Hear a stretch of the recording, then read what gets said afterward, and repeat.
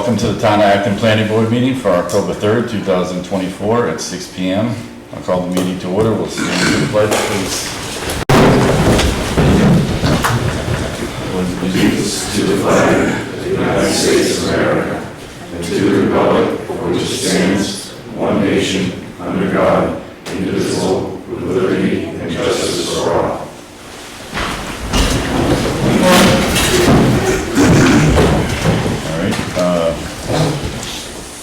I guess we'll vote on the September 5th minutes, if you guys, since it's three of us here. Okay. You gonna change, everything's fine with them, or? Well, we talked about a few changes that We need to do. were made, yeah. And then I had a question about number 19, but that was answered with this latest submission. I just saw it here.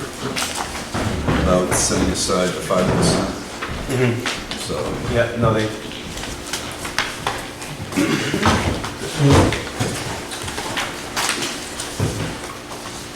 so I'm okay with them. All right. You okay with them? Want to make the motion? I move that we approve the planning board minutes of September 5th, 2024, as amended. All in favor? I'll second that. All in favor?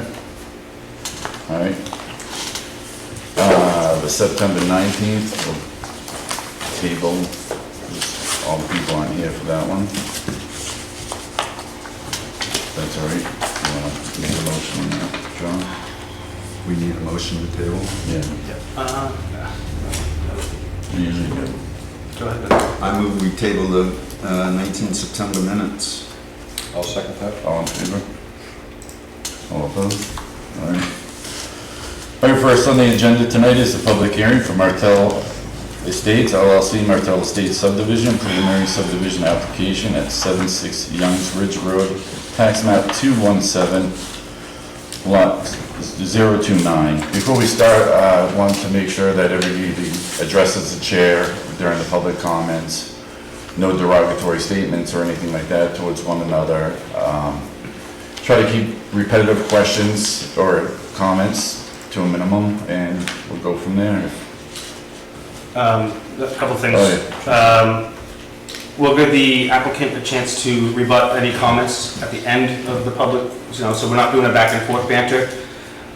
Please state your name, and if you're an Acton resident. This is a public hearing for Acton landowners and residents. If you're not, please refrain from comments.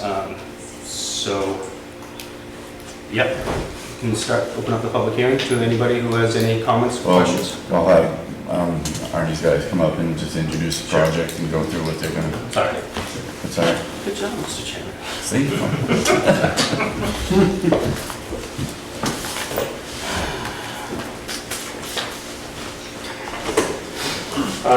Thank you very much.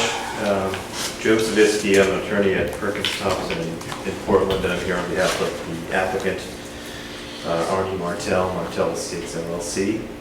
I just want to, I know you guys are familiar with the project already, but for the new folks in the room who might not be, I thought I might just give a general overview, and you can certainly address any specific questions that come up after the public hearing. But so this started out as a much denser subdivision, but through some collaboration and negotiation, we've reduced it in scale pretty significantly.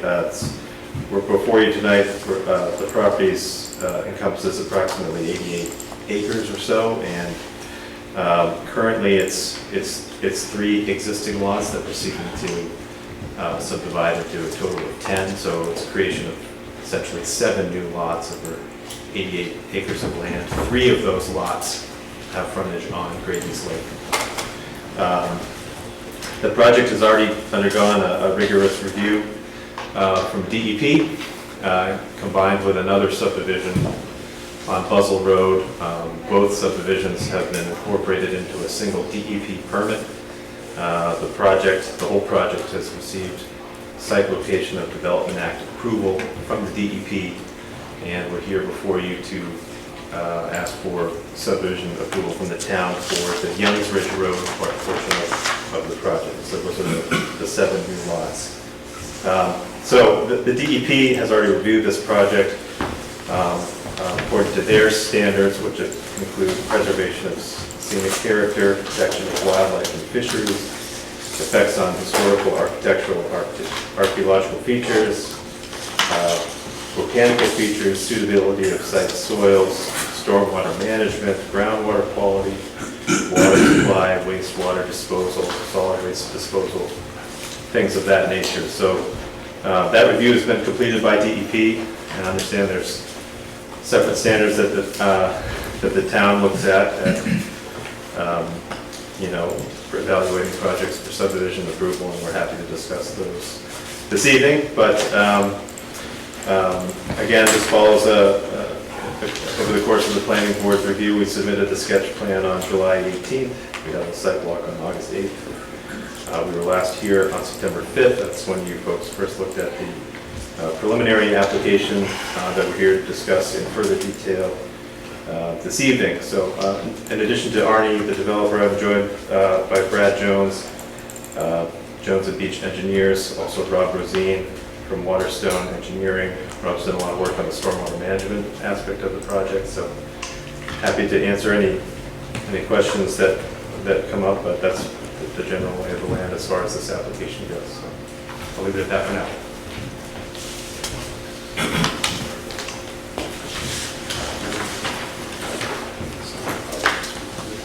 Anyone from the public want to have a comment? Jason, would you like the current? I was just looking for it, I didn't put it on this list. Yeah. Do you have the one with the open space? I'll get it for you. Thank you. Give Jonathan right there just a second. Hi, I'm Charlie Crespi. I'm a property owner in Acton at 267 Anderson Cove Road, and I'm also president of Gelia. As Joe alluded to in his remarks, they had a series of negotiations and collaborations, particularly with Gelia, and the result of this was a settlement agreement regarding the development that's in front of you. Gelia has reviewed the August 22nd submission, and we find it in compliance with our settlement agreement, and we do not object to this proposed development. We've written this up in a letter. I brought 9 copies of the letter, so you can review it at your pleasure. But that's basically all I have to say. If you have any questions, I'd be happy to do my best to answer them. Thank you. All set. Yeah, thank you. Thank you. Anyone else? Yep.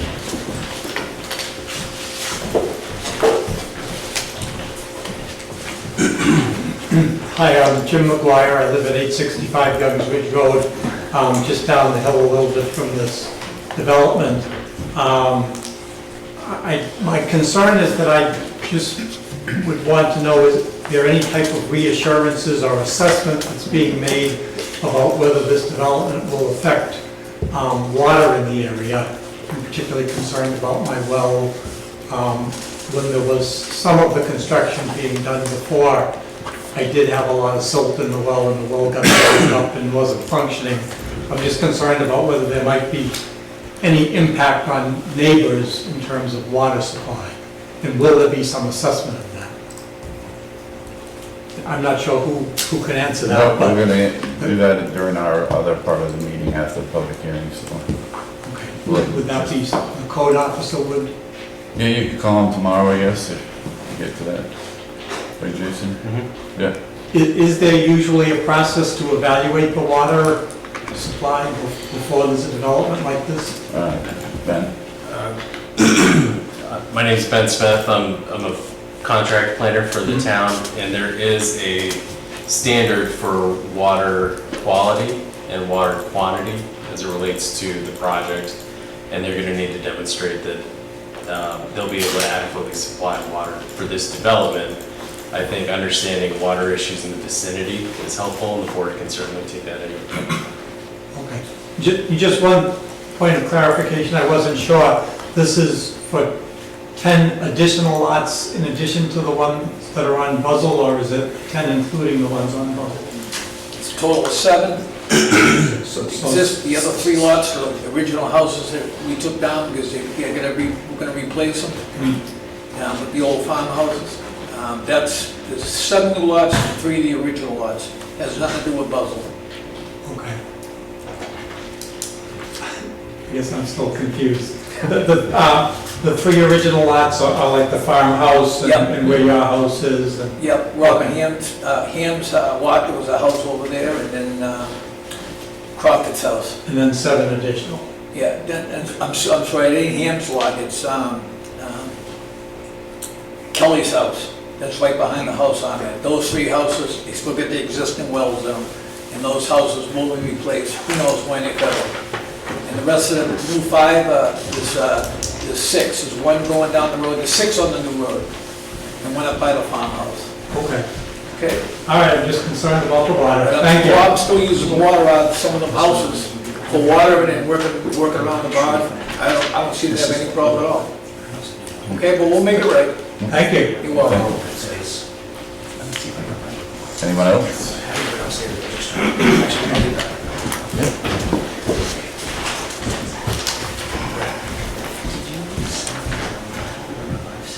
Good evening, I'm Jerome Schlachter, I live on 528 Franklin Shores, so I'm just a couple lots down from where this proposal is.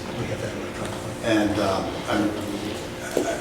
I guess I'm a little confused as well about what's new versus what's already been approved and in this application in terms of, are there new lots that will be built on as part of this project that weren't previously approved to be built on?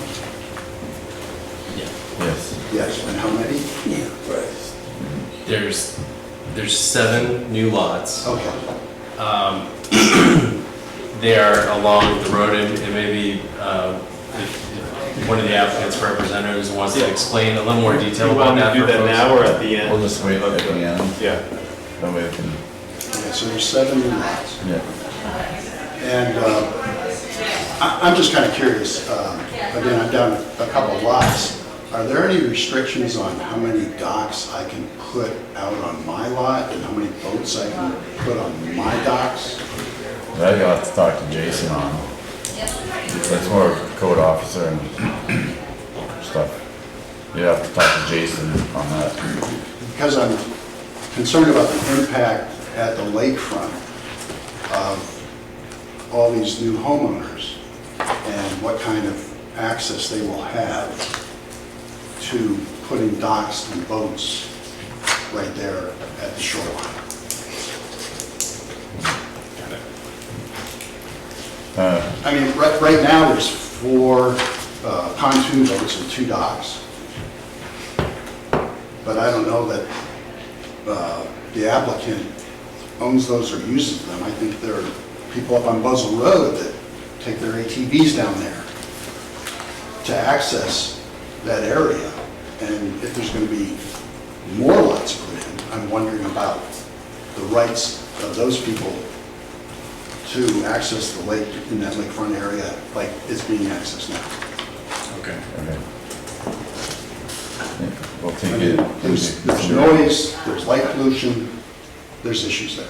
So, and these are people that don't live right on the lakefront. They live up the hill and they don't deal with those issues because they're not there. So I just wanted to bring that up. It's a big concern. All right, thank you. Thanks. Anyone else?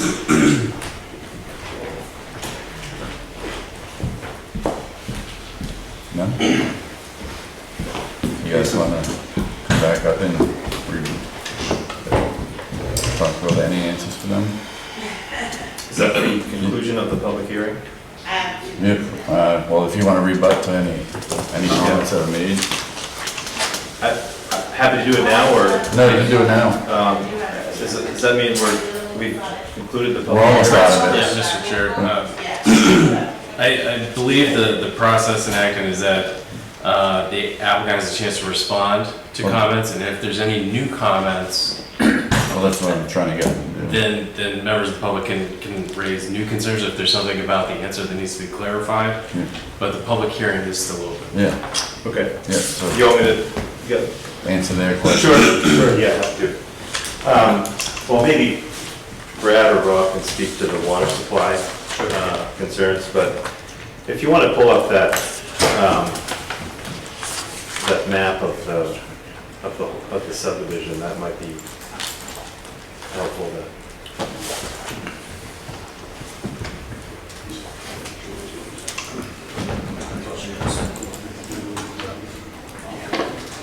Right, so what we're seeking approval for, generally is the area off of Youngs Ridge Road, and the lots that will be served by a new road labeled Scenic View Drive on that plan. So currently there are 3 lots in that area.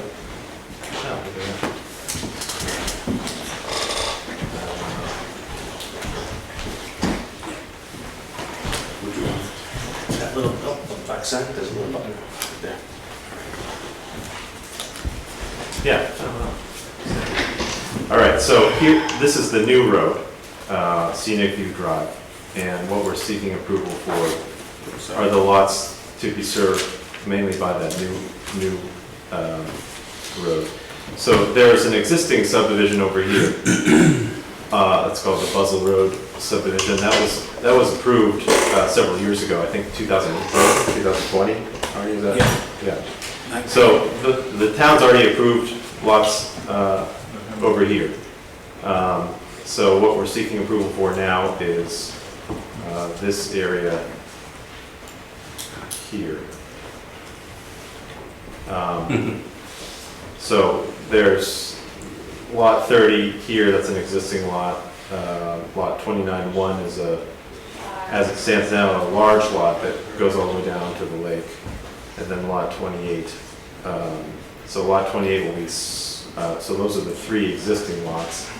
We're going to split lot 28 into 28 and 28-1. This lot will remain more or less in the same configuration in lot 29-1.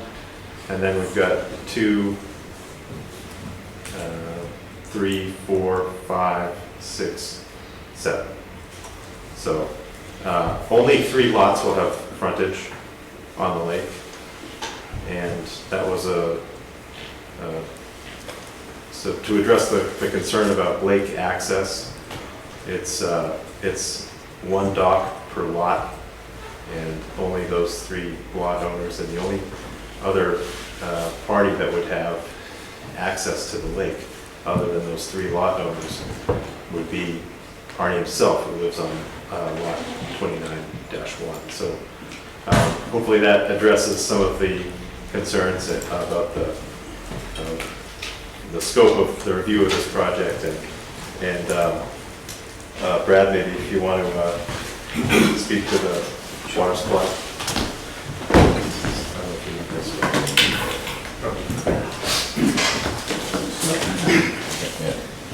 Yes, good evening. I'm Brad Jones. I'm with Jones Beach Engineers, and been working on the project. This actually was on the property when it was sold at auction many years ago. So as far as the wells, I mean, basically, they're, like Arnie said, there's 3 existing wells, and they're artesian drilled wells. So those are deep wells, and the new houses will all have their own individual wells. So there'll be an additional 7 wells. So basically, that 88 acres will have 10 drilled wells when it's completely developed.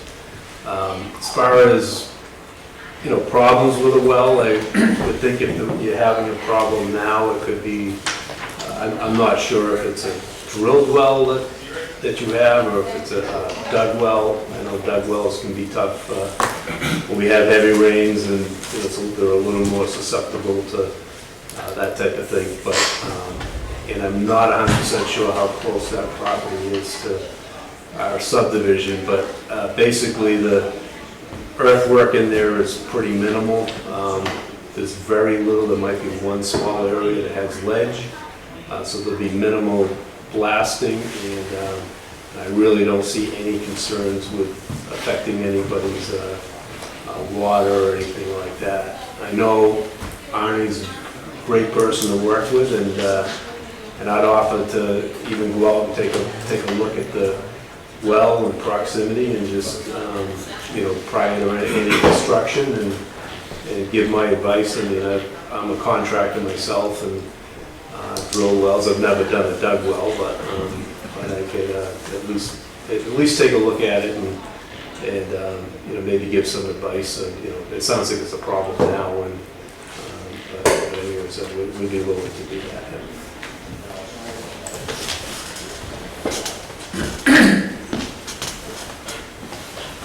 Sir, you had a comment? I was just hoping that. All right, come up to the podium, please. That the gentleman who was. Sir, come up to the podium, please.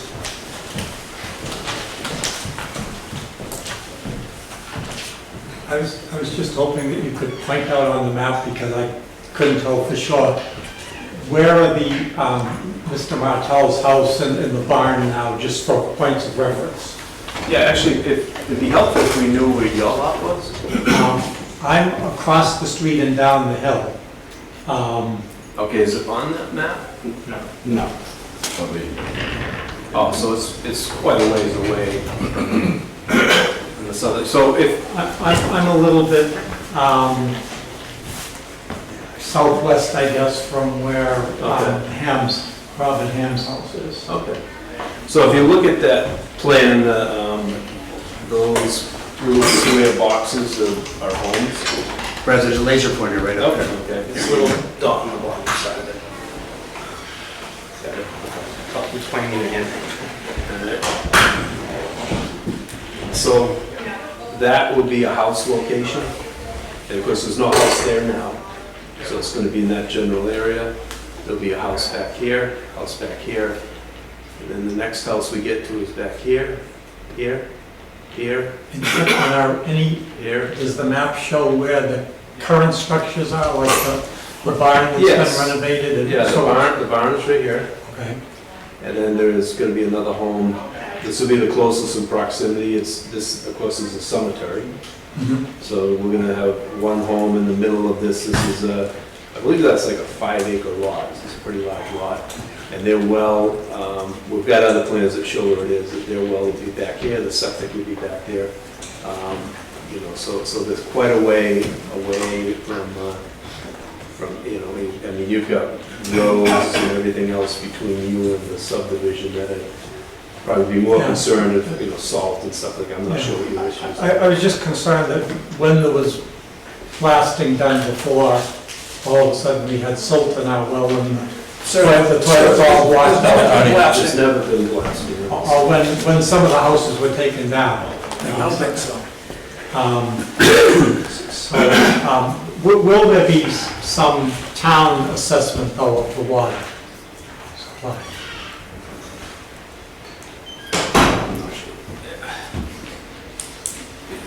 The town, well, we have,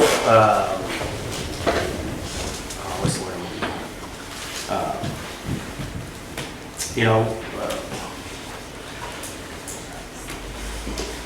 Help me out here. Yeah, I mean, I'll say, for this subdivision, for the new lots, they will need to demonstrate that they have adequate water supply before certificates of occupancy are issued. If there's existing issues with surrounding wells, this project isn't necessarily going to make those better. I don't think that the board will have a chance to ask if there's going to be blasting associated with this project, and in certain cases, pre-blasting surveys for wells and that kind of thing can be done. But otherwise, they need to show the board that there is adequate water in the vicinity and would be provided for the new lots. Okay, that's done by some independent assessor? They'll provide information for the board to make a decision on these lots themselves. And if an independent assessor would go out and do any pre-blasting, post-blasting surveys, if that's required in this project. That's what I'm wondering, is it required? Will it be done? I think that'll may be part of the discussion.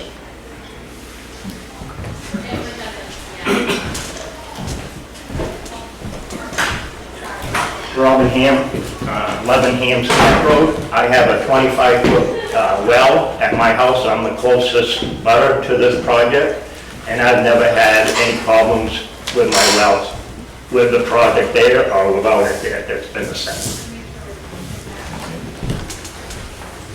Anyone else?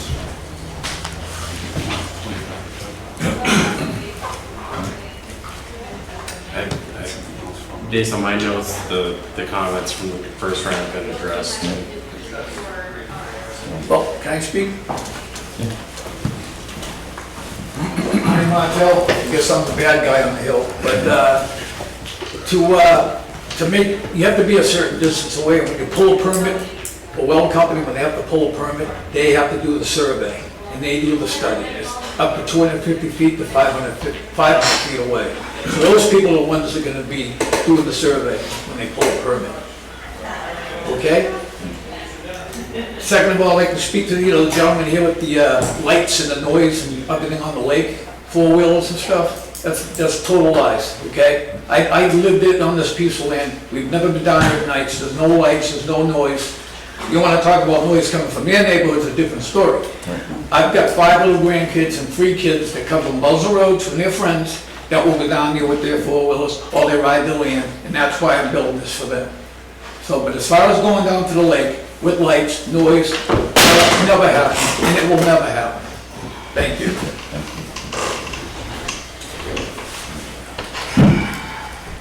Anything else?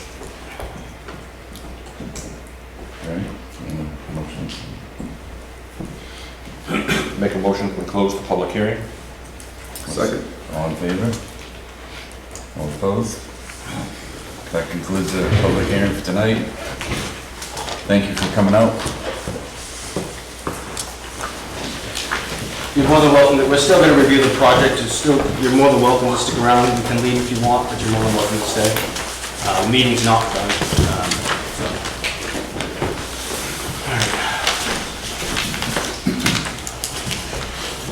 Rebecca? Okay.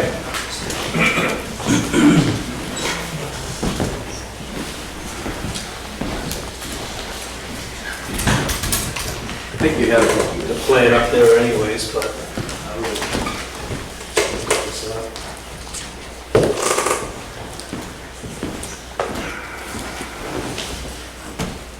I think,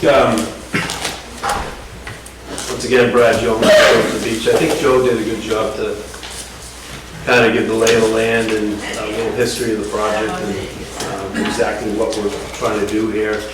There is a new development with the plan that we submitted, that drawing that you see up there, and what it shows in the highlighted area is going to be a common area space, and the town does have a regulation that they require or recommend, I believe it was 5.5 acres, and that would be based on the size of the project, which is 88 acres. So we already decided that he wanted to expand that and make a nice area and for open space, so that's going to actually be 25 acres that you see there that's highlighted out, and the access for that 25 acres of open space will come, I'll use my pointer.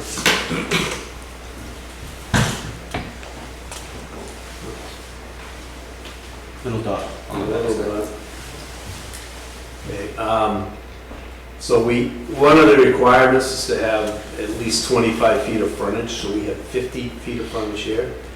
And this is a gravel path that runs through, and there's a crossing that existed through the wetlands and a crossing across that stream area. So the limits of this encompass that area, and it also encompasses this wetland area. and all these meadow buffers, and so it's actually a nice location. You will notice the open space does not connect back to the lake. This becomes one of the private residential lots where this, as Joe mentioned, there's going to be 3 of those, and there is no other access to the lake from this open space. And this open space is for the residents of the Martell Estates.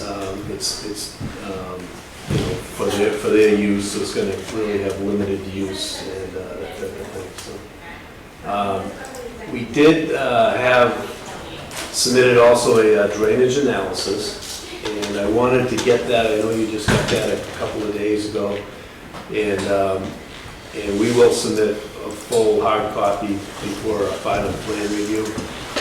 But I did have Rob Rosine, who actually did all the analysis and has helped us out quite a bit with the subdivision and the drainage, dealing with the DEP. And he's here tonight, and I would think it'd be good to kind of go through the drainage system itself and give an overview of that while we have him here. So I'll let Rob take over. I didn't print it for you guys yet because it's 305 pages long. I'm gonna let them use their paper. We'll give you the highlights.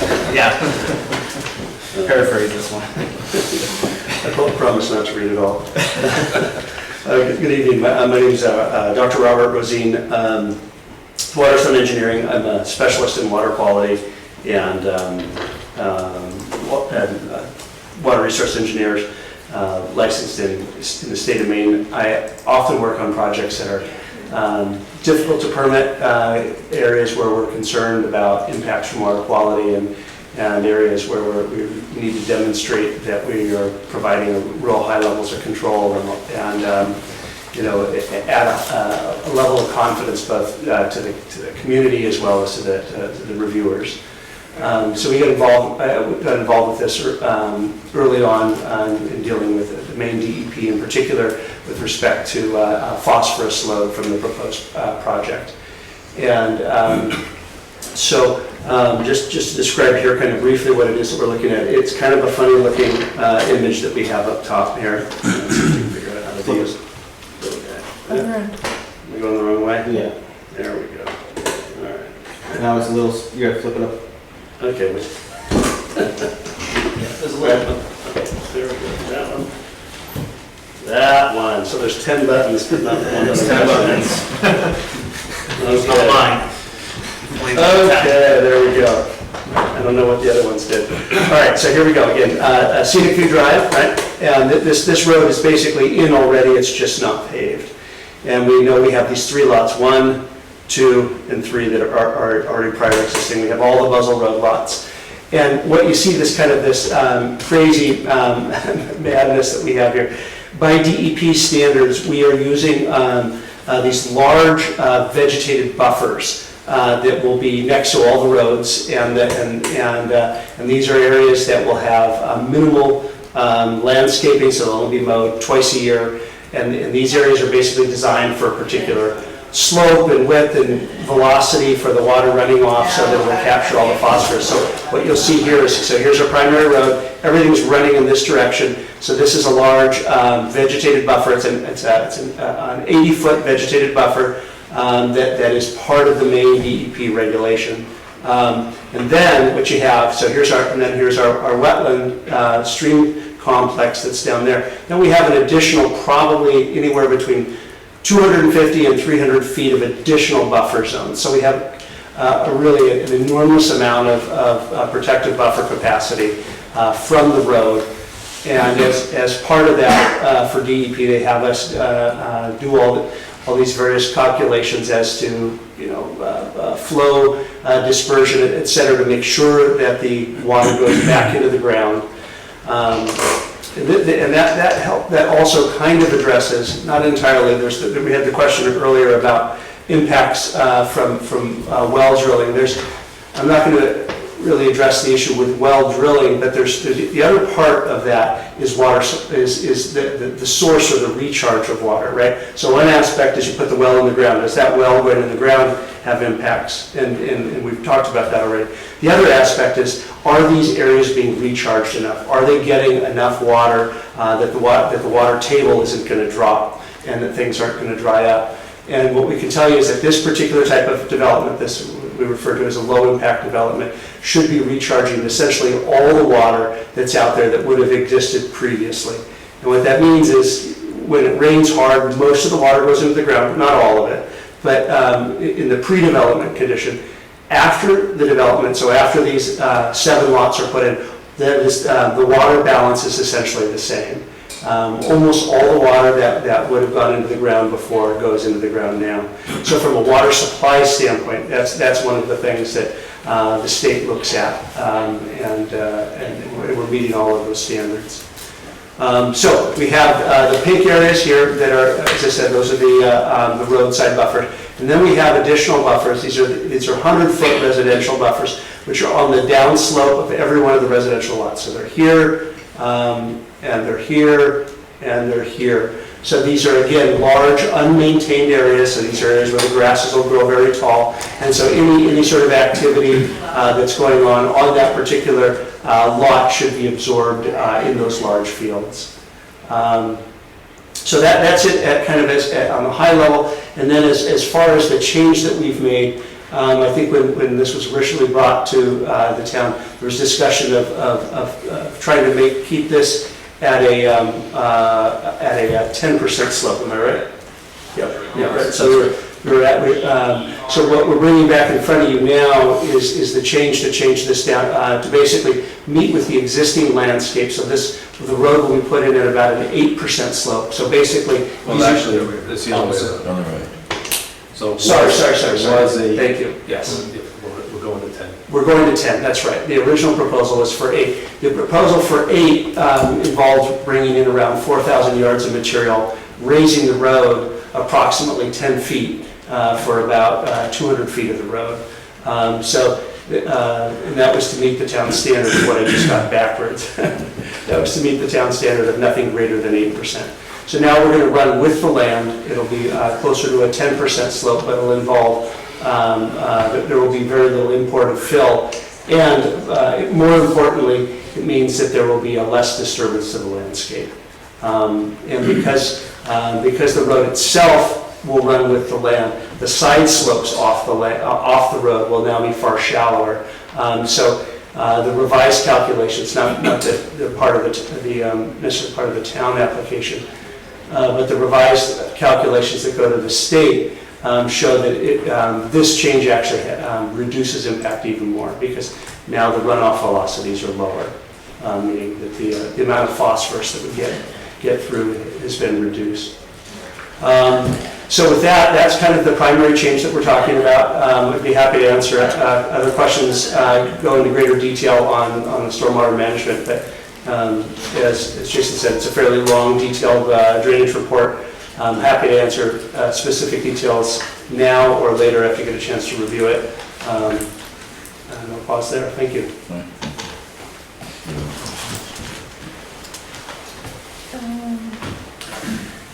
With the new open space, that's going to be deed restricted to maintain the buffers, the forested buffer and the meadow buffer. Right. Those areas were already sort of dedicated buffer areas, and they'll essentially remain that way. The only difference being what used to be part of individual lots will now just be considered open space, but in terms of like what's there on the ground, it'll be the same. Right. Subject to the buffers and the buffer restrictions. Right, but the submission said that with these new lots, the deeds were going to have a restriction to maintain those buffers. Yeah. Right. Right, and that's actually, and that's one of the things that's a tad confusing about that, and that's a little bit of why we have the tapestry we have up here. The part that's going to be the deed restricted, let me see if I can find the right button again. The part that's deed restricted are these areas that are the purple hatch. So those are the ones that will go with the lot. So like, for example, this is lot, I think, is this 29-1 or is this 29-2? I can't remember. 29-2, thank you. So 29-2, for example, is a driveway that comes down and then roughly a 2,600 square foot home. And then on the back of the lot, and this is the same for every lot, on the back of the lot, there's a 100-foot wide deed restricted buffer. So that's the deed that runs with the house.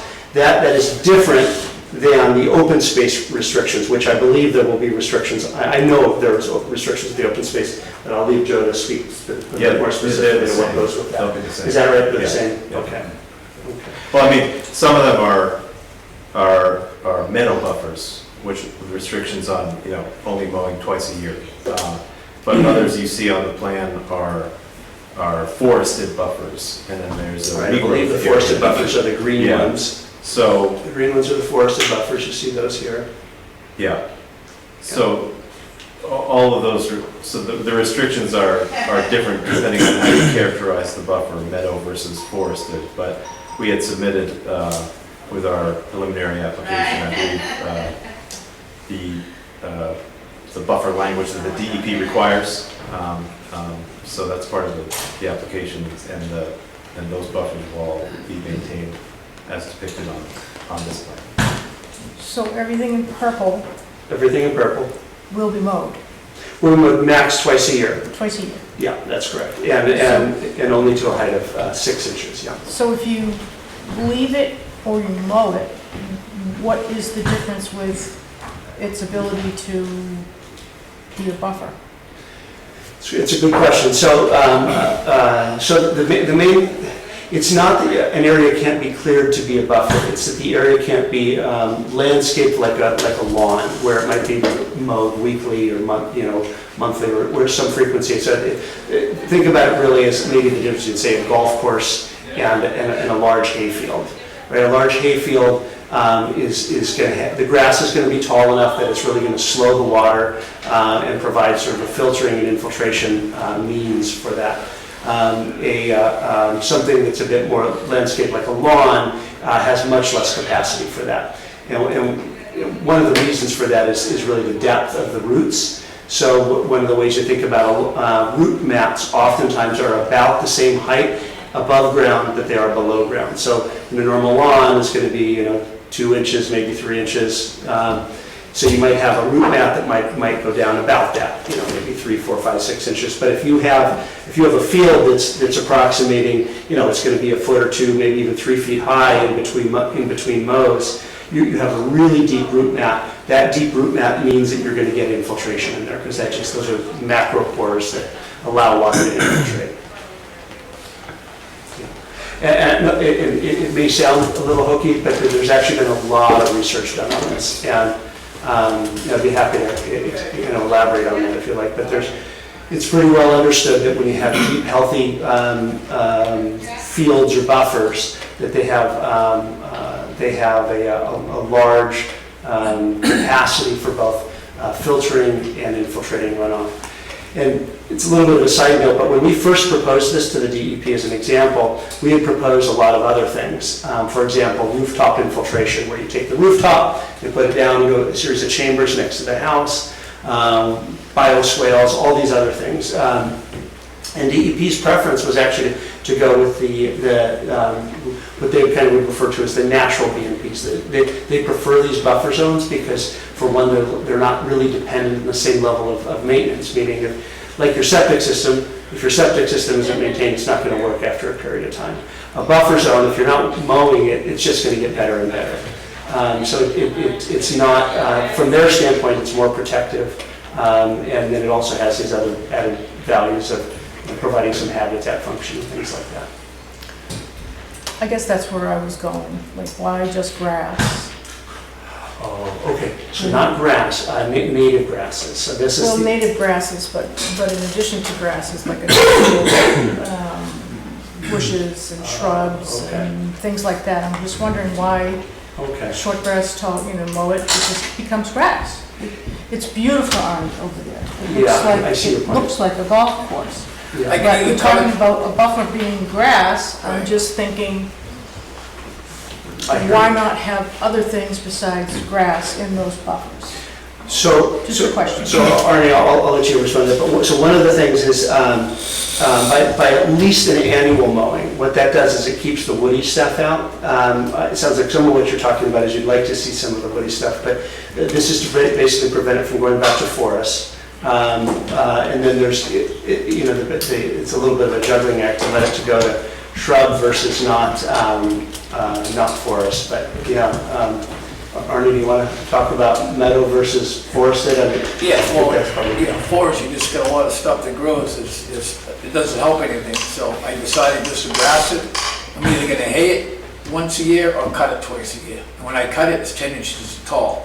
And they recommend 6 inches. Right now, I've been doing it at 10 inches to keep all the scrub stuff. It ain't trees or anything, it's just scrub brush to keep that from growing, or I can hay it once a year. Is Don't there need any, to hay. That's probably what I'm gonna do, but I don't like to do hay every year, because it takes all the good grass and so many years goes by. And then, then you get really, you don't have a good tight grass, so that's what the farmer's been telling me. So I'm looking at right now, maybe every other year, cut it twice a year, and every other year I'll hay it. And donate it to the farmers. is there any engineering benefit to doing as Pat says, having some shrubbery with the grass? I think from a stormwater management standpoint, not really. I think what you're talking about mostly is just habitat. And I think that, in my experience, it's not uncommon to see conservation lands mowed periodically like that, at least annually. And admittedly, it shouldn't be frequently. But I think that's why the DEP would say a max of twice a year. Because again, it just keeps the difference between meadow and forest, but it's still, by mowing late enough in the season, you're still able to get birds and other things with their nests and all the other things that are going on in there throughout the season. You generally try and wait late enough that the seeds for a lot of these things will have released. I'm trying to remember, can you remember off the top of our head if there's a time limit as to when the mowing occurs? Do we remember this? Sometimes it is, but I don't recall if there is. Yeah, tell it 8 inches, Yeah. 6 to 8 inches. I know it's the height, yeah, but I didn't remember if there was a time of the season. So yeah, I'm afraid that's all I've got for you on that. Any more questions, Ms. Pearson? I just had an idea. I just wondered, Arnie, if you would consider, instead of mowing the entire buffer, would you consider mowing paths through it at different times? Well, if I'm gonna hay it, Alternating. if I'm gonna hay it, I gotta hay it all at once. Because it's hard to get the farmers to come in and take it. But as far as grass, it doesn't really matter. I can cut, 200 feet along the edge of the road. And then I can do another batch. Right now, I've been just doing like maybe 5 or 6, 8 acres at a time.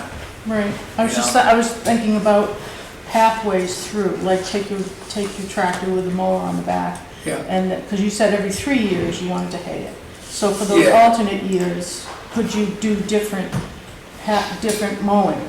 Like a pathway here where you allow this to develop a little bit? Yeah, that's what I've been doing. Because some of that area grows quick, real quick, and some doesn't grow quick. So I haven't touched, maybe 25, 30 acres, haven't cut it in 2 years.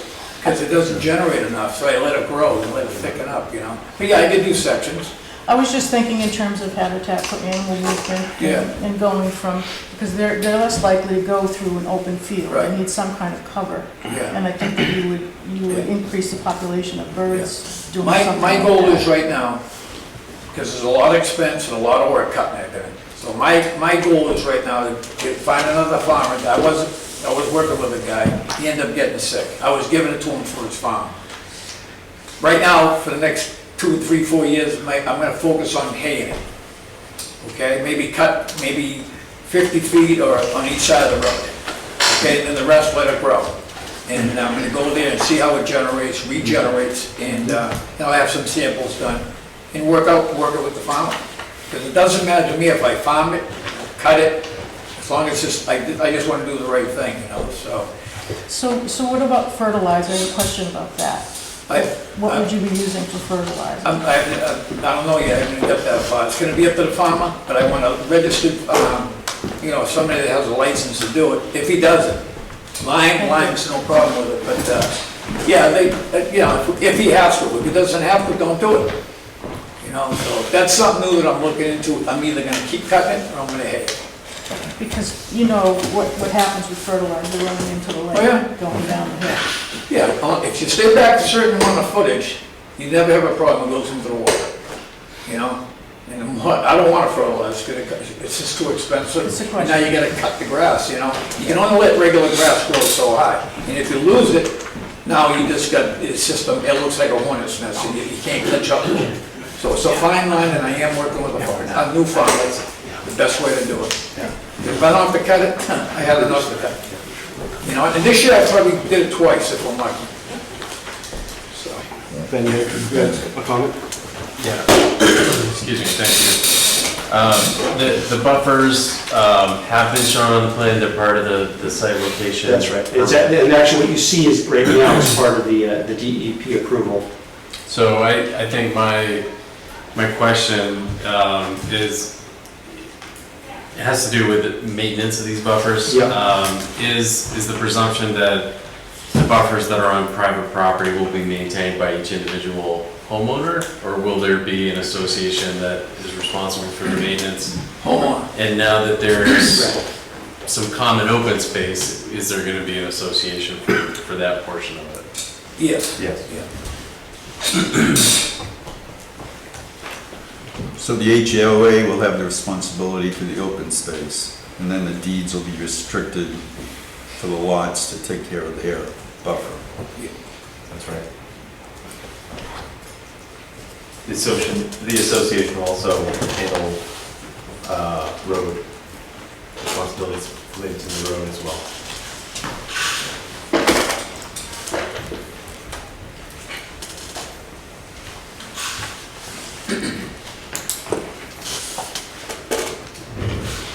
One other piece that was not mentioned, I realize, and I forgot to mention it, was the forested area along the bottom.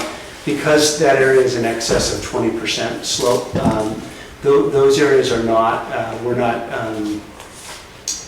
we are not taking credit for the water quality benefits of that particular buffer zone. So again, from a DEP standpoint, so that area, the green area, will remain undisturbed. I mean, you're allowed to clear it a little bit, but for the most part, it remains undisturbed. And but there's additional water quality measures that exist for all of the houses, and those are basically they're little bioretention systems, these little manufactured systems we call focal points that will be used to manage the road and house runoff for all of those.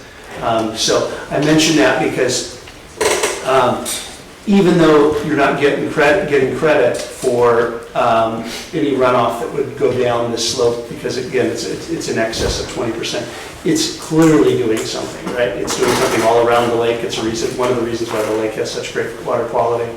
So you're not getting credit for that, and you have these additional stormwater measures. So this is a subdivision that's really being proposed that's very high quality with respect to its kind of protective value here.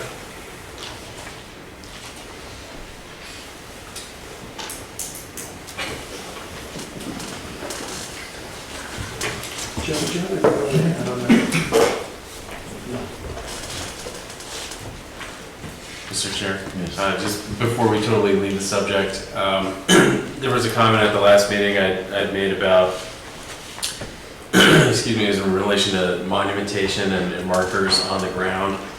And I don't know if that takes on more importance with private property owners maintaining these buffers, but lots of times those are good places for gardens or swing sets and those kinds of things. That's right. I think if you're not paying close attention to your deed when you buy the property, a few years might go by. So I just bring that up. It's a great point, and actually DEP covers that as well. So you can't see it on this plan. I'm not even sure it's on this plan, but it's on one of the plans that these These are marked, or they're signed on each of the corner. There would be right here, right here, right here. They're signed as far as indicating a residential buffer.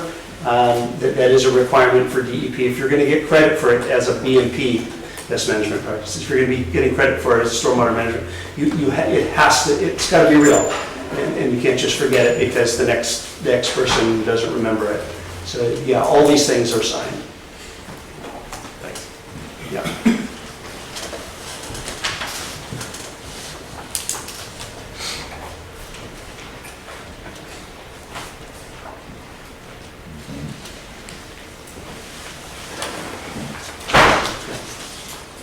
Thank you very much. Yes, thank you. Thank you.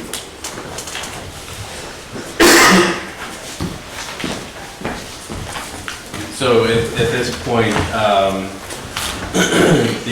there is a staff memo with draft findings of fact that go through all of the performance standards. At the last meeting, we went through submission requirements and made a determination that the application was complete.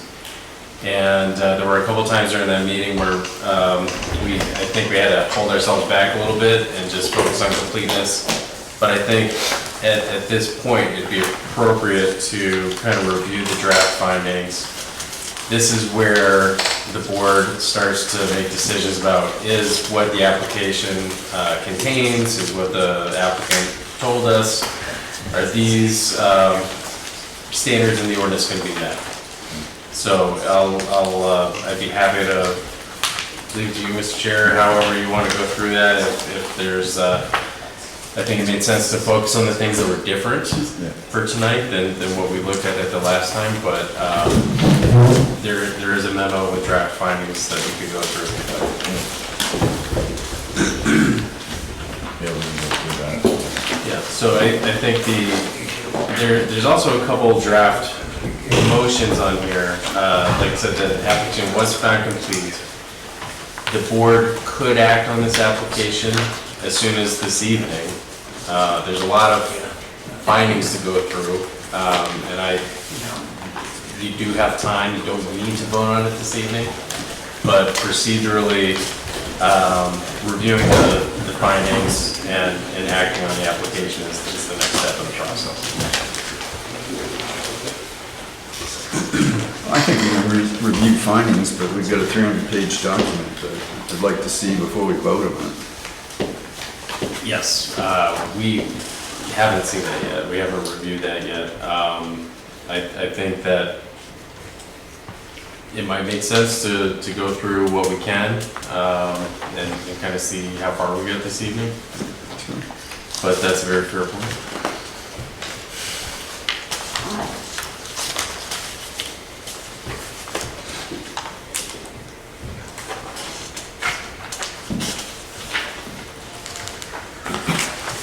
I'm not here for every single application, but it might make sense to just kind of start on page 3, which is where the draft findings of fact start, and kind of walk through these standards, unless you have just kind of want to approach it in a different way. That's certainly seems logical. That's fine. So you suggest ending all of it? If there's any questions, I'm not sure if you hopefully had a chance to review these ahead a little bit, but it's really a summary of the application materials that have been submitted, and sometimes we leave questions in if there's things that we want to call the board's attention to, but there's been some correspondence with the applicant over the last few months about, additional items for completeness and how standards are seemingly addressed or not completely addressed. So I don't think there's anything in particular I would call your attention to tonight. I know that some of the big items that we had talked about were stormwater. There were a couple waivers granted at the last meeting about monumentation and the road grade. I know that there were also some comments made at the meeting last time about the road profile and the width of the pavement. I think that there was some discussion about was the road width shown on the plans too wide, and I think there was a request for a 20-foot road instead of the normal town standard private road. But other than that, I don't have specific outstanding items or anything to call to the board's attention tonight.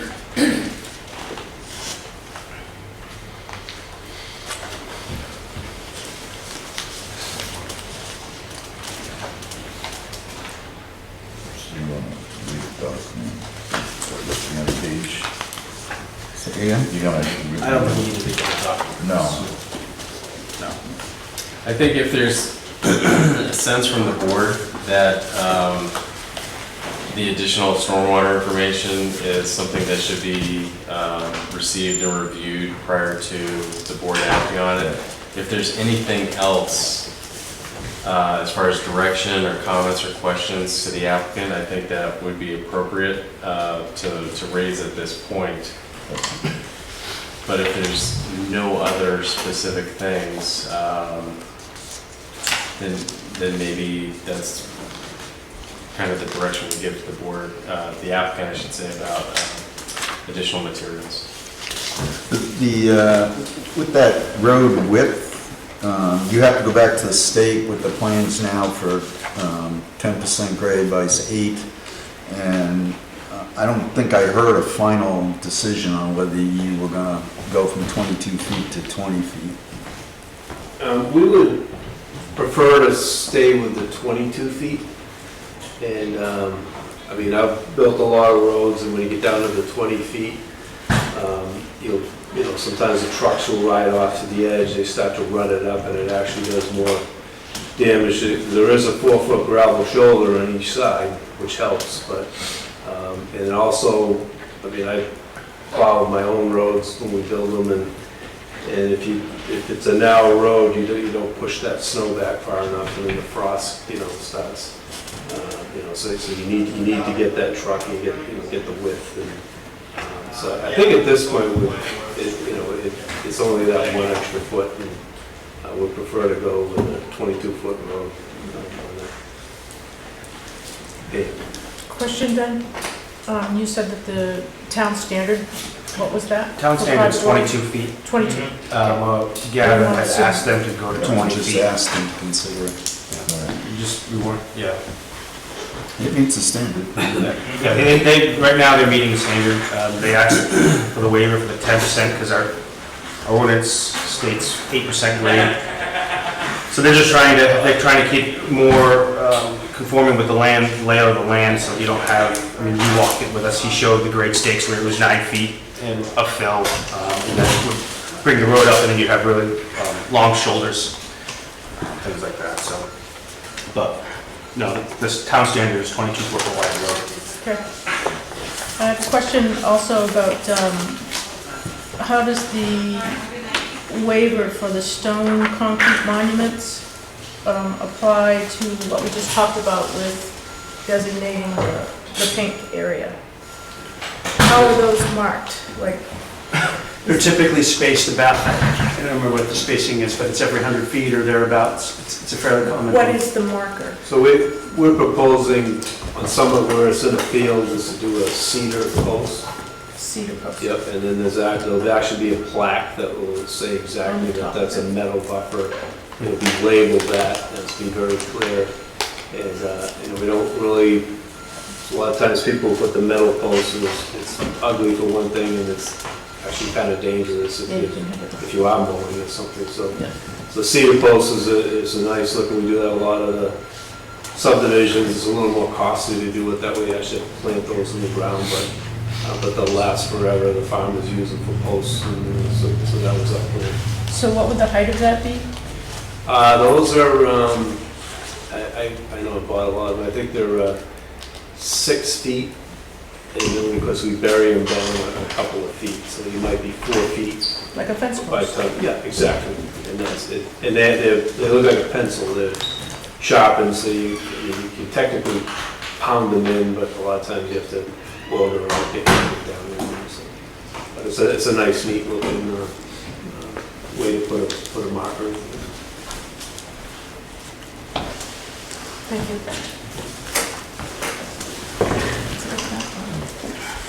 So other than that packet that you're gonna get to us, anything else you wanted to have bring in? Are you going through these? No, I think, I think it's a good idea to maybe just take these, if we're gonna be reviewing the stormwater plan or the, that stuff, you can take these home, review them, and then we can have some conversation on them. I don't think we should read through all of them tonight.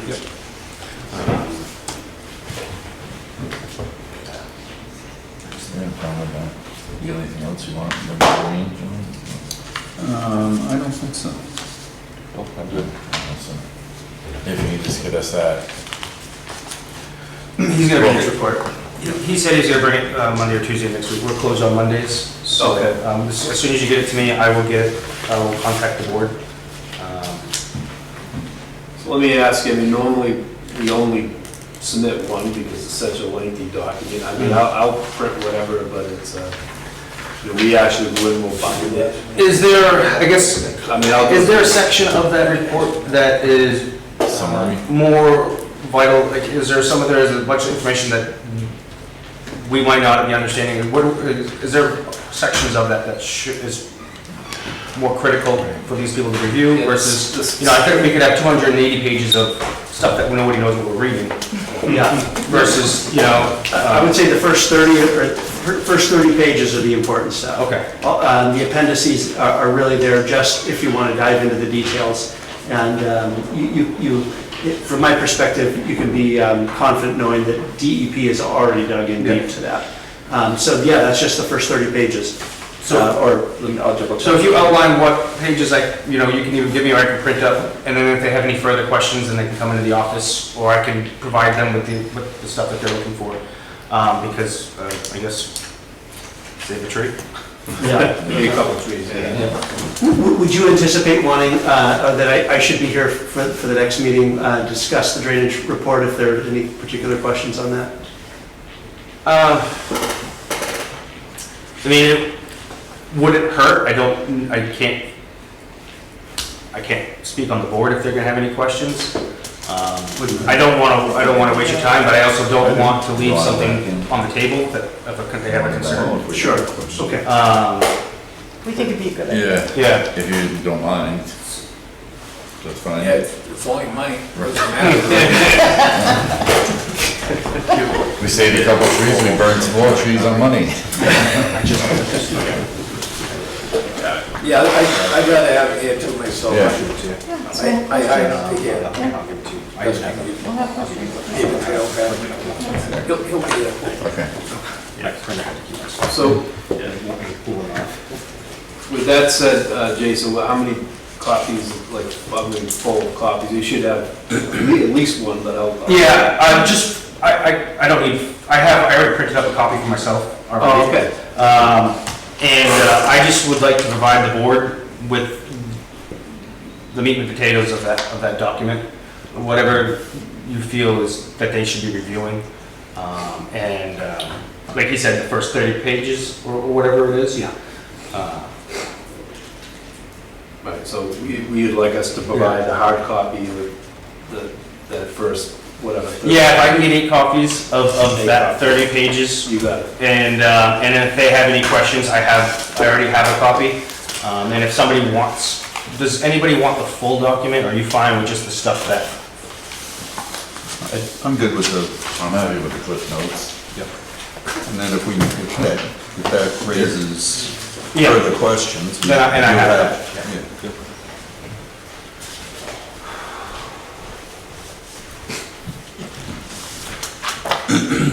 About an electronic version.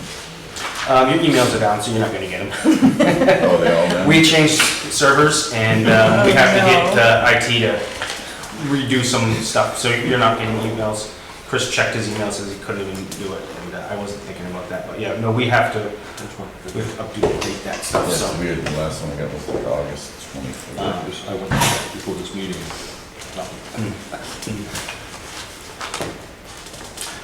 Okay.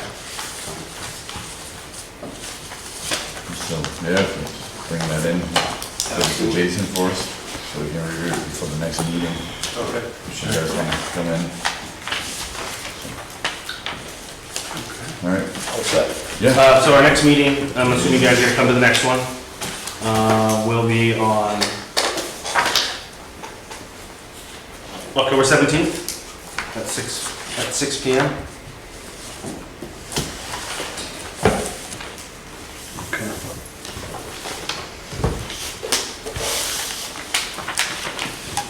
So do you think it'd be appropriate, do we want to resubmit all the plans?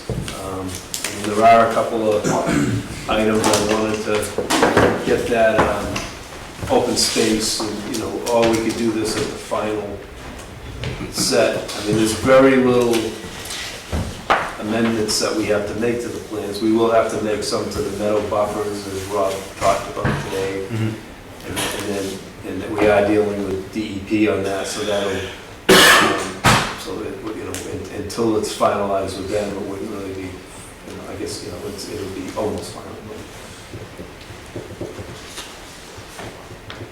The board should have a really good sense of what the preliminary plan set looks like. It's very common to have a few Ts and Is that need to be squared away before a final plan approval. But just like tonight where, you know, we've had the public hearing, the preliminary plan that the board is potentially going to act on at that next meeting should be similar to what we've had a public hearing on, and it should be very clear to the board what they're going to be asked to act on. So if you need to resubmit a full plan set, please do that. If it's an updated cover sheet saying, you know, a full plan set will be updated for the next stage of the review, the final stage of the review, then that is generally acceptable as well. Yeah, maybe I could do that, and give you like a PDF with, you know, we have made some plan changes, but very little page, you know, it only affects a few pages. So at least you can see them on paper, and once again, it's really the open space, and I do have to still plot that on, and then your deadline to get that information, so we're good for the 17th? Thursday. Of next week. Thursday next week, okay. Yeah, so that the board can have it adequate time, at least a week, that'll give them a week to review it if they come in or close to it.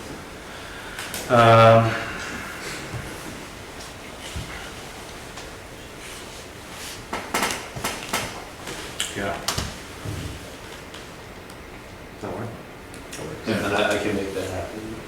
So that's gonna show the, well, I had to give 5%, 4.5 acres, but I'm giving 25 acres.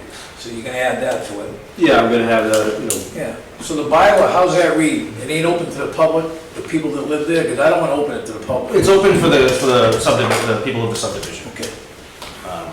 Yeah. The board has already received 11 by 17 of the proposed open space ones, so I gave that in their packet today. But yeah, any other changes we'd like to see. That's it. Good. Yep. Okay, thank you. Yeah, Thank you for your time. Thank you guys. Thank you. Thank you. Have a good evening. You too.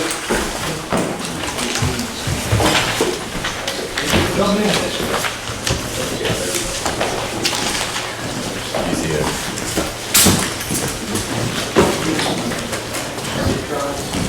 Thank you. I gave you this back, right? Your, yeah, it's not.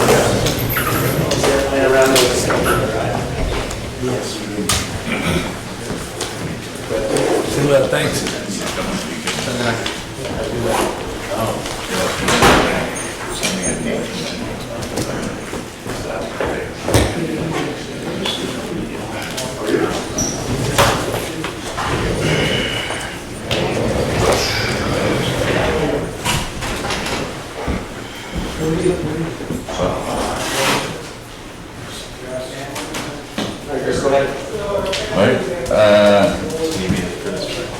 Yeah.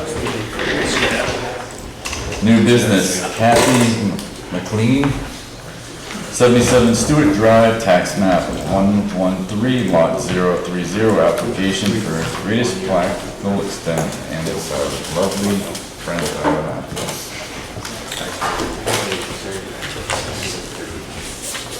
030, that says 22. 030. Tax map 113, lot 30, what's the 22? 11330,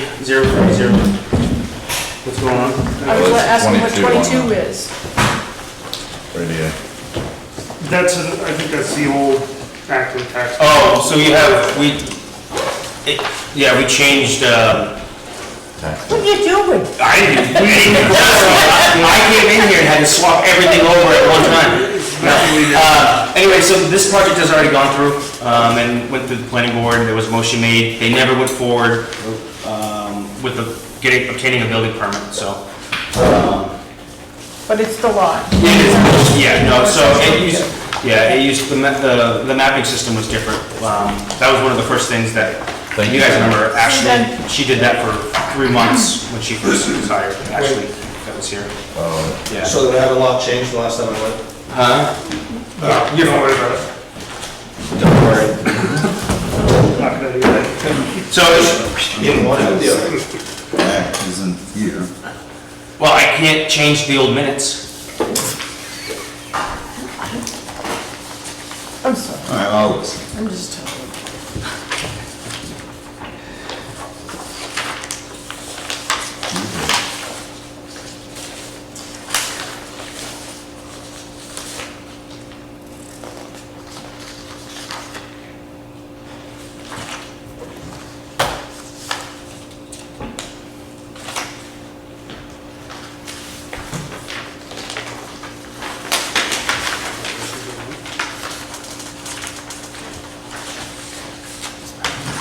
Give me a second. He might, I did. Dave messed Did that I do up. something wrong? Give me a second.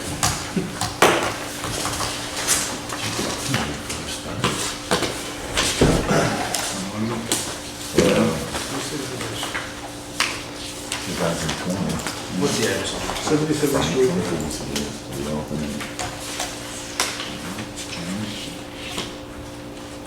Yeah. Jim Driscoll was the alternate, right? Jesus.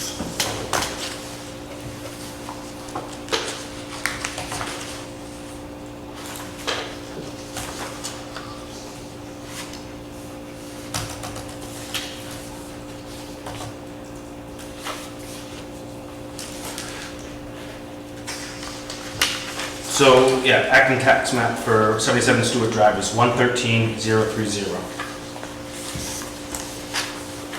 What did Dave do? Property owner McLean. McLean. They might have messed up, I don't know. I can't speak for other people. Well, this one, the old minutes say 034. I understand. That's whoever, yeah, I don't know. I just took what was on the tax map. It's somewhere in that realm. It's inactive. Can you Right. pull it up on the screen, Jason, possibly? Please. Thank you.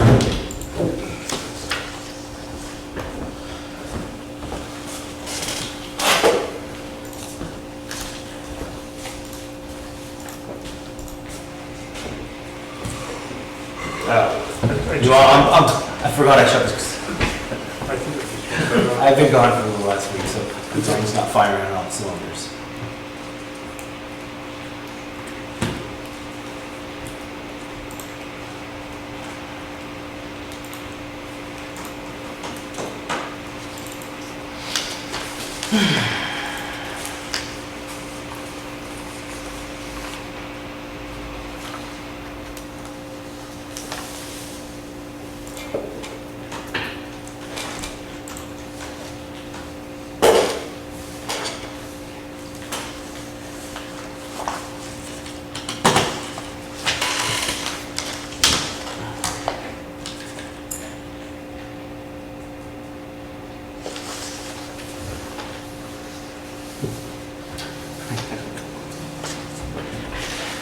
Oh, man.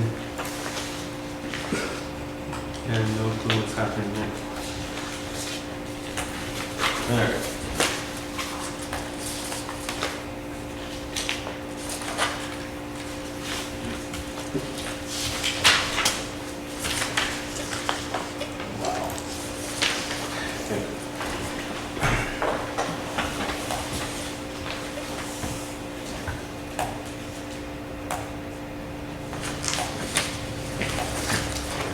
Doesn't really give you much.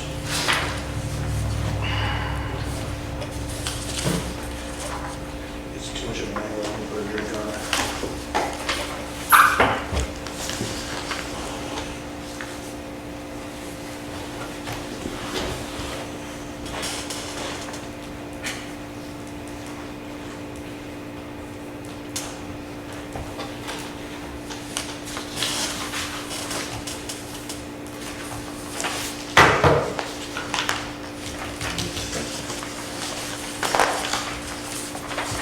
You're gonna have to give me a minute. I can't do anything with the computer right now.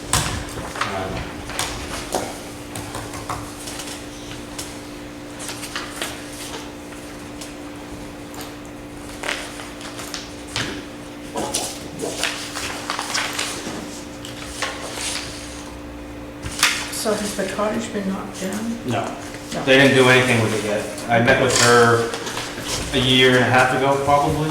So what we're looking at is just proposed.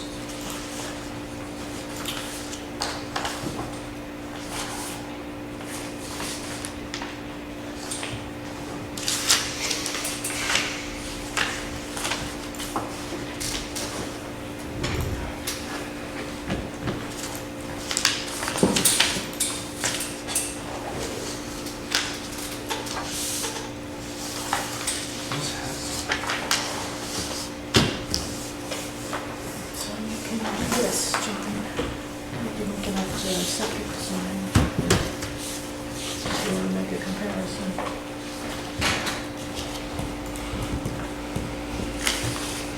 It's existing. Looking at it. Well, there's a diagram of where it has existing cottage and it's where the system is going, but it shows you what's there right now. This is proposed. They're completely different shape. Let's just try to orient myself here.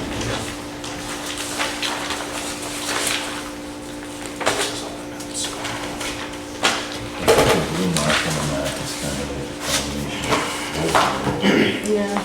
I think that's just the general area of where those two. So if you, oh, it's not from the center, but there's some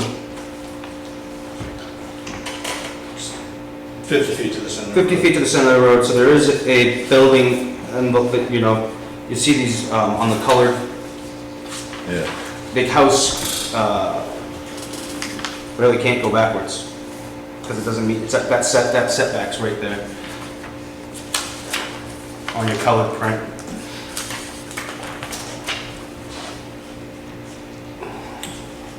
Quick question.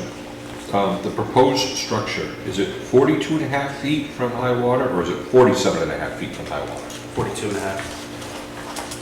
That says 47. It says on the map 47, that's why I'm asking. And Well, one is existing and one is proposed. No, it doesn't, it says 42 and a half. well, are you reading? Two numbers. Yes. Yeah, that says 47. 47.9, there's a 47.9, I don't know where that's going. This right. Look, hey, look, I just, look, right yeah, here. that's the deck. No, it's not. That's deck, that's house, look. House, 42 and a half. What's the Why does this 47? one say it's 47 then? Oh, there's, That's further from the water. Look, the water line goes in, so 42 and a half, that's the closest point. And she just, this isn't my normal surveyor, so they showed both spots to the house. so the proposed is more than the paint? You know, it's just showing the 2 points of the house because it jumps in right there. That's why it's closer. Like a little. Okay. Did you see? So I see your 42 there? Yep. Is that the house? Yeah, that's the existing house. So, that's existing. So you're going from 42 to 47. Nope. Right now, I'm 32.6 to the closest water point, the deck. Yeah, but the house. Yep, and I'm keeping the house right where it is, because it's saying I can't move back to the 50, so I'm keeping it right at the 42.5, closest point it is now. Well, that's what I'm asking. Thomas, Yeah. this is 42 and a half right here. This is the old house, correct? So the house is set back a little bit, so you're actually a little bit further back, are you not? Yes, it's not, but I'm not trying to be, that's, sorry, it's not dead perfect on there with having him set that on there. Yes, that is a little bit further back on the picture, correct.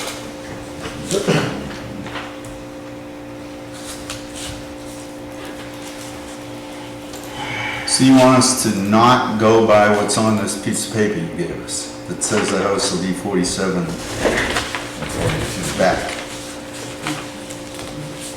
Mine says where do you, I'm confused. I gotta take Well, the proposed This is the house old house, right? It was 42. This is the new house. You say you want to keep it 42, but it's showing it's 47. The old house is 42, the new proposed house is 47. Tyler, why are we going with the old motion? That was 45 feet from the high water mark.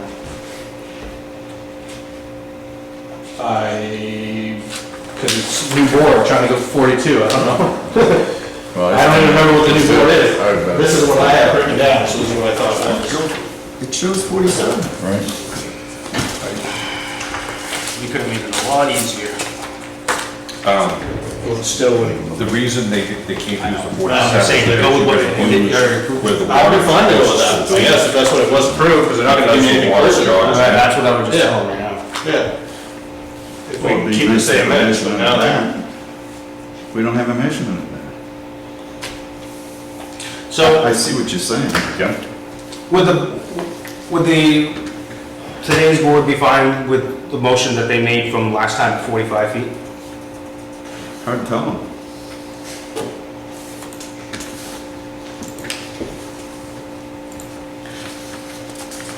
I'm fine with it. It's just confusing the way it's presented here, but.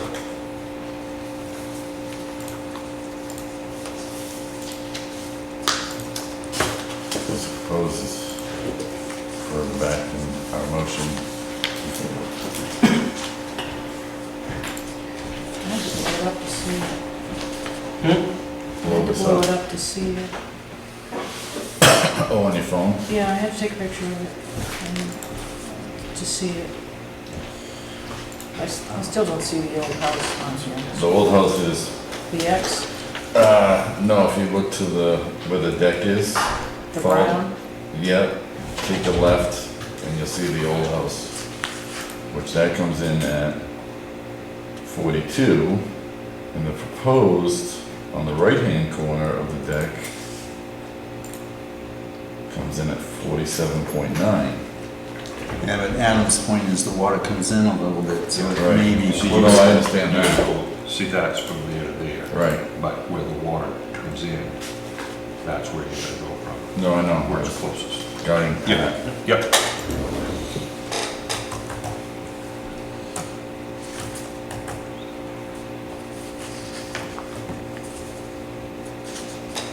So Charlie, you were pointing to the 37? 37 is for the deck, right? I thought it went right to the deck. 37.4. 37.4 is one side of the deck, the 32 is the other side. I just used the closest number with this, correct? Okay. So why don't we go with the 42? Because we should be going with what they did before. Right, we set it I'm not back, gonna give them 40 We said and a that. half. 3 We send feet, it I'm back. fine with that. we set it back to 45. 45 feet. I'm Yeah. fine with that. Alright, then do whatever you want. What about where the property owner was responsible for taking the stormwater plan? Yeah, I don't suppose that happened. 4 years. They didn't even do the project yet. No, they didn't, yeah, they didn't, so that would be, I think that should be a stipulation that would carry forward. What was the square footage area of the existing house? Do I have a piece of paper that shows that? You should. Yeah, No, that's lot coverage. I'm sorry. Really? No. One of these days, we'll get him to use the actual form. Oh, yeah. Well, I think that's the new one. Right? Well, you're not putting a deck on the new one, are you? Oh, it's not, the proposed, I mean, the existing, I think, is the 907.5, you have that? Yeah, that's existing.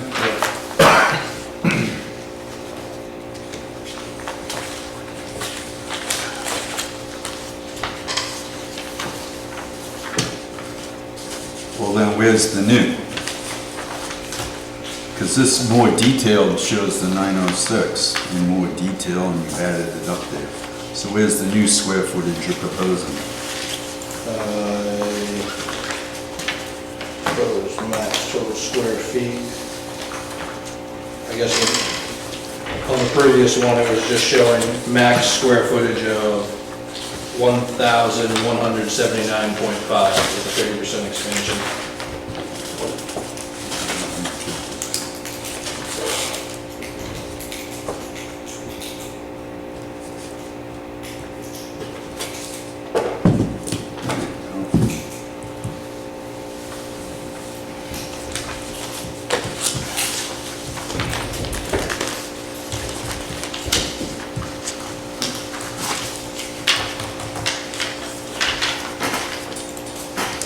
So what's the number you said you're going to? We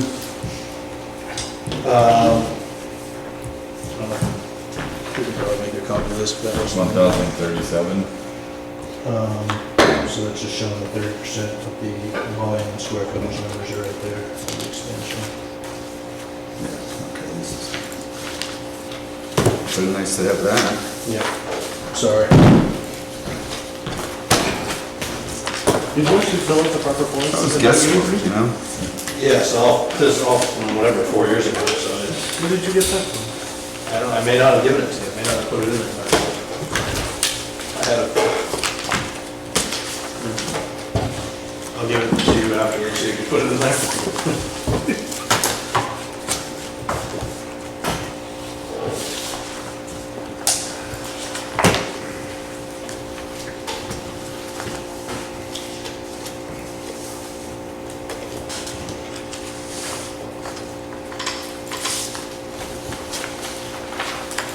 Calculation was 30%. After digging the phones.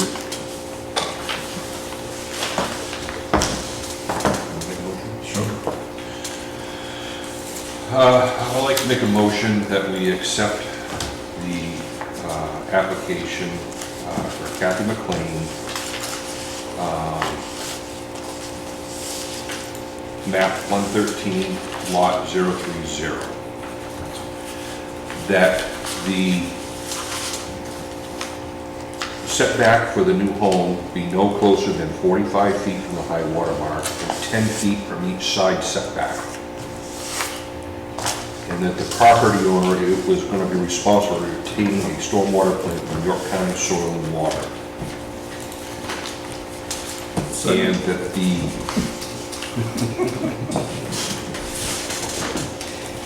He seconded it before you were done. I'm sorry, Adam, I jumped the gun, go ahead. Jump the gun. And that the proposed total of the building not to exceed 1,037 square feet.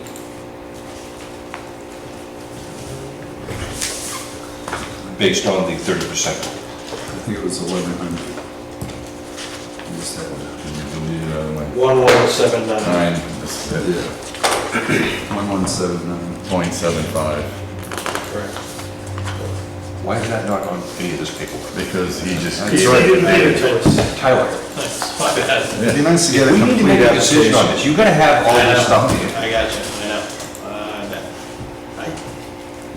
It already went through, I thought it was just gonna copy what they did last time. I'm sorry. Well, it's a new board.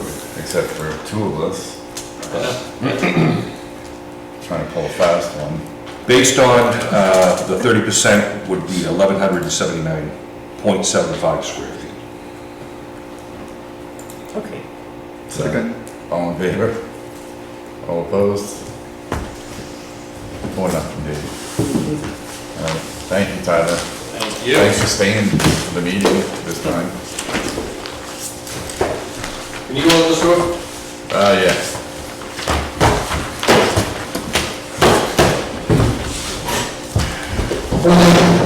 I'm not gonna take any more incomplete applications from him, all right? No more. If one comes in like that again, I'm gonna move that we table it until it gets right. Good with me. Yep. I agree. Every time he comes. Don't disagree with you. So he gave us 3, I turned away 2, or found 2 that had issues, just with 1. I didn't catch that one, It's a good day. Good All right, pending projects other than Martell's? None? No. Done tonight? I move we adjourn. I'll second that. All in favor? All opposed? Thank you.